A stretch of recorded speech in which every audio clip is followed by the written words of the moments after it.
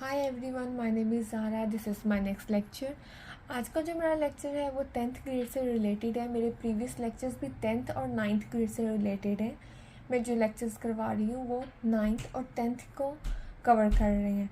आज का जो टॉपिक है वो है एवेलुएट द फंक्शन। अगर आप मेरे प्रीवियस टॉपिक्स देखेंगे जो मैंने अपलोड किए हैं वीडियोस, तो आपको पता चलेगा कि मैंने उसमें बताया किस तरह हम फंक्शन देखेंगे कि फंक्शन ग्राफ फंक्शन का है कि नहीं, वर्टिकल लाइन टेस्ट किस तरह है, फंक्शंस को आइडेंटिफाई किस तरह करना है। तो उसमें मैंने प्रॉपरली आप लोगों को पूरा फंक्शन से रिलेटेड सब कुछ एक्सप्लेन कर रही हूँ। फंक्शन का ही एक सब आर्टिकल है evaluate the value of a function. Function की वैल्यू को एवेलुएट किस तरह करते हैं अकॉर्डिंग टू फंक्शन रूल। हर फंक्शन का कोई ना कोई रूल होता है, कोई ना कोई एक्सप्रेशन होता है, हमने उसके अकॉर्डिंग उसकी वैल्यू फाइंड आउट करनी होती है। आज मैं कुछ एग्जांपल्स कराऊंगी। स्मॉल सा टॉपिक है, बहुत ही इजी टॉपिक है, बहुत ही आसानी से होने वाला ये आर्टिकल है। स्टार्ट करते हैं अपना आर्टिकल एवेलुएट द फंक्शन। आपने क्या करना है, सबसे पहले देखना है फंक्शन रूल क्या है। जो भी आपको क्वेश्चन दिया जाएगा जिसके अंदर आपने फंक्शन की वैल्यू को एवेलुएट करना है, फाइंड आउट करना है वैल्यू क्या है फंक्शन की, तो आप देखेंगे उस पर फंक्शन रूल कौन सा लग रहा है। जो भी फंक्शन रूल होगा उसके अकॉर्डिंग आपने वैल्यूज पुट करनी है। प्लग इन करने के बाद आपने उसको सिंप्लीफाई करना है तो आपको आंसर मिल जाएगा। स्टार्ट करते हैं हमारा फर्स्ट एग्जाम्पल। मैंने यहाँ कुछ एग्जाम्पल्स लिखे हैं ताकि टाइम बच जाए। Use the following function rule to find F of 5। F of 5 का मतलब क्या है? 5 का मतलब क्या? आपके पास जो भी फंक्शन रूल है उसके अंदर जो भी वेरिएबल है, एक होता है वेरिएबल और एक होता है कांस्टेंट। वेरिएबल वो होते हैं जिनकी वैल्यू चेंज की जा सकती है, कांस्टेंट वो होते हैं जिनकी वैल्यू चेंज नहीं होती, जैसे 1 2 3 4। वेरिएबल्स होते हैं a b c x y z, इनकी वैल्यूज़ चेंज हो जाती हैं। यहाँ पे जो एक्स है वो है वेरिएबल, इसकी कोई भी वैल्यू हमें दी जा सकती है, उसके ऊपर हम इस फंक्शन को, उस फंक्शन की वैल्यू हमने फाइंड आउट करनी है उस नंबर पे, स्पेसिफिक नंबर पे।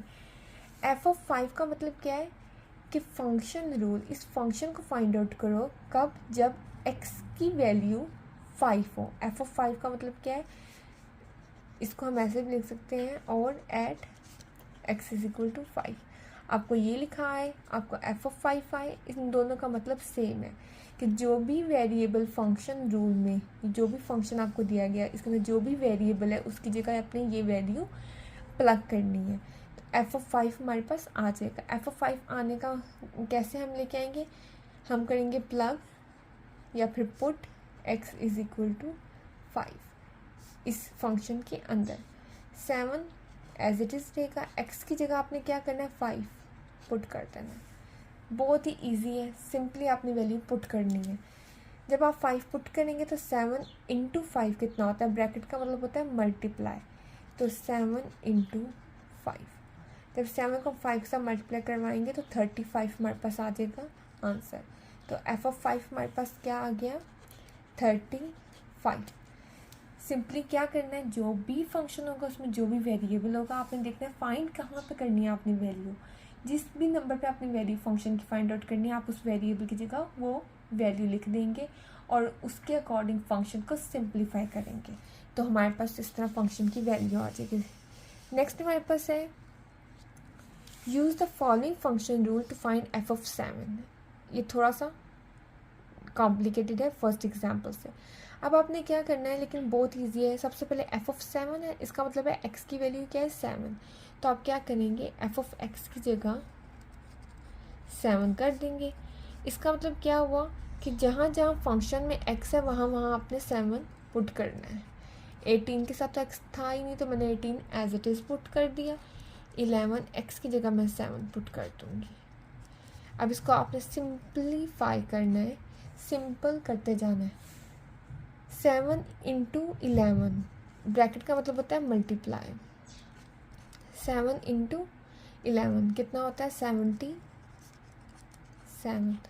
77 में 18 को आप ऐड करेंगे तो आपके पास आ जाएगा 95। जब आप 77 को 18 में ऐड करेंगे तो आपके पास 95 आंसर आ जाएगा। तो ये आपका होगा एफ ऑफ 7।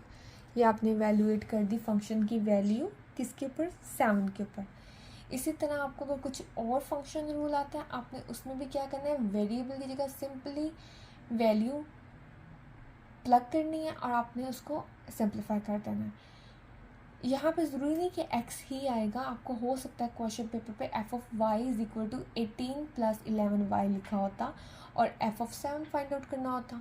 तो ये ना आप ढूंढने के x किधर गया। x का मतलब है कोई भी वेरिएबल, जहाँ पे भी फंक्शन में वेरिएबल है वहाँ पे अपनी वैल्यू पुट करनी है। वेरिएबल x भी हो सकता है, वेरिएबल y भी हो सकता है, वेरिएबल z भी हो सकता है, वेरिएबल a b c भी हो सकता है, u v w भी हो सकता है, कुछ भी वेरिएबल कुछ भी हो सकता है।